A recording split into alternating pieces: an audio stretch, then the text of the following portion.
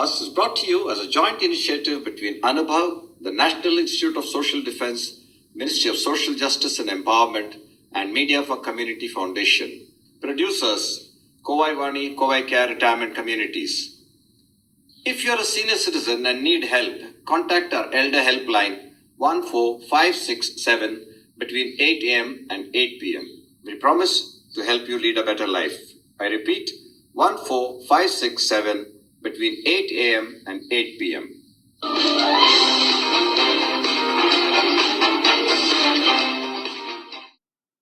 அனைத்து நேயர்களுக்கும் கோவை வாணியிலிருந்து ஸ்ரீதரனின் அன்பு கலந்த வணக்கங்கள். ஒரு மத்திய வர்க்க குடும்பத்தில் பிறந்த என் மீது அபரிமிதமான அன்பு பொழிந்த ஒரு அக்காவின் ஒரே தம்பியாகவும் 2 தங்கைகளின் ஒரே அண்ணனாகவும் வளர்ந்தேன். என் அன்னையின் அளவு கடந்த பாசம் ஒரு பக்கம் இருக்க, அதோடு என் தந்தை அவருக்கு என் மீது இருந்த அன்பை வெளியிடாத பக்குவத்துடன் தந்தைகளுக்கே உரிய கண்டிப்புடன் வளர்த்ததும் இப்பொழுது நினைக்க என் கண்களில் நீர்த்துளிகள் கசிகின்றது. 4 வயதில் ஒரு பள்ளியில் சேர்ந்து என்ன கற்றேனோ நினைவில்லை. ஆனால் ஆசிரியையின் பெயர் திருமதி சுஷீலா என்பதும், தினம் மதியம் ஆசிரியையின் நாற்காலியின் பக்கம் என் புஷ்கோட்டை விரித்து 2 மணி நேரம் உறங்குவேன் என சுஷீலா மிஸ் சொன்னது நன்கு நினைவிருக்கிறது. தந்தை, தாய் மற்றும் முதல் ஆசிரியை ஆகியோரின் ஊக்கத்துடன் என் வாழ்க்கையை துவங்கினேன். பின்னர் மேல்நிலை பள்ளி சேர்ந்து பல நண்பர்களுடன் வாலிபம் முடியும் தருணம் தந்தை வேலை நிமித்தம் ஊர் மாறி நாங்கள் எல்லோரும் சிகந்தராபாத் சென்றோம். புதிய ஊர், புதிய பள்ளி மற்றும் புதிய நண்பர்கள் வந்தபோது யாதும் ஊரே யாவரும் கேளீர் என்பதின் அர்த்தம் புரிய ஆரம்பித்தது. பள்ளி படிப்பு முடிந்து கல்லூரி சேரும் வரை ஒரு சில மாதங்கள் 75 ரூபாய் சம்பளத்தில் ஓர் கடையில் கணக்கராய் பணிபுரிந்தேன். அச்சமயம் தெலங்கானா ராஜ்யம் வேண்டி பள்ளிகள் மற்றும் கல்லூரிகள் அனைத்தும் மூடப்பட்ட பொழுது அந்த கடை முதலாளி எனக்கு சிபாரிசு செய்து சென்னையில் ஒரு கல்லூரியில் சேர்த்து விட்டார். அவரை என் வாழ்நாள் வரை நினைக்காமல் இருப்பேனா? வங்கியில் வேலை கிடைத்ததும் ஓர் மகானின் அன்பு காணிக்கைதான். இதுவரை நான் என்று விமர்சித்தது போக கீழே நாம், நாங்கள் எனவும் விமர்சனம் செய்வேன். ஏனெனில் என் இல்வாழ்க்கை மனைவி அமைவதெல்லாம் இறைவன் கொடுத்த வரம் என்றவாறு நன்று அமைந்தது. 2 கண்கள் போன்று 2 குழந்தைகள் பிறந்து அவர்களும் வேகமாக வளர்ந்து விட்டார்கள். பள்ளி, கல்லூரி என அவர்களுக்கு பிடித்த கல்வியை கற்று அவர்கள் எதிர்காலத்தை அவர்களே தீர்மானிக்கும் நிலைக்கும் வந்துவிட்டார்கள்.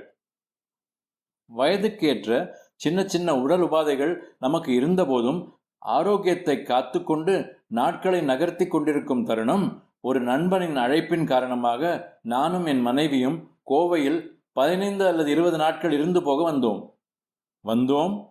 இவ்விடத்தில் இருக்கும் ஆன்றோர்களுடன் பழகினோம். அவர்களின் நற்குணங்களை அறிந்த பின் இங்கிருந்து திரும்பச் செல்ல மனமில்லாமல் இங்கேயே இருக்க தீர்மானித்தோம். என் வாழ்வினை நான் திரும்பி பார்க்கும்போது மலைப்பாக இருக்கிறது. எத்தனையோ சந்தோஷங்கள், சிரிப்புகள், எத்தனையோ துக்கங்கள், கண்ணீர் துளிகள், எத்தனையோ ஏமாற்றங்கள், கோபங்கள் எல்லாவற்றையும் கடந்தேன். என் மீது அன்பை பொழிந்த, மேலும் நான் அன்பு செலுத்திய பல நண்பர்களும் உறவினர்களும் இன்று நம்மிடையே இல்லை. மற்ற சிலர் எங்கிருக்கிறார்கள் என தெரியாத நிலை. நானும் என் வாழ்க்கையில் என்னையும் என்னை சார்ந்த அனைவரும் இயற்கை சீற்றங்கள், பேரழிவுகள், விபத்துகள், கொடிய மற்றும் கொள்ளை நோய்கள், பஞ்சங்கள், போர்கள், தீவிரவாதம் ஆகியவற்றிலிருந்து இதுவரை தப்பித்து கொண்டோம்.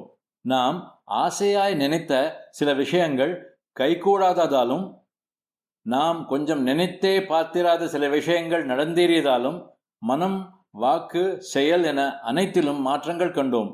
நாங்கள் கோவையில் வாழ்ந்து வரும் நன்னாட்களில் இங்குள்ள ஆன்றோர்களின் ஆசீர்வாதங்கள் கிடைக்க பெற்றோம். சில நண்பர்கள், சில உறவுகள் பிரிந்து போனதையும், சில நண்பர்கள், சில உறவுகள் நம்மை மறந்து போனதையும் வேறு வழியின்றி இயல்பாய் எடுத்துக்கொண்டோம். புது புது இடங்களை சுற்றி பார்த்தும் விதவிதமான உணவுகளை ருசித்து பார்த்தும் மகிழ்ந்த தருணங்கள் நினைவில் பதிய வைத்து கொண்டோம். பிறந்த நாள், திருமண நாள், சுப நிகழ்வுகள், விழாக்கள், புது வருடம் போன்ற விசேஷ தினங்கள் மற்றும் பண்டிகை நாட்களில் கூடி மகிழ்கின்றோம். பணம் மட்டுமே வாழ்க்கை இல்லை என அறிந்து கொண்டோம்.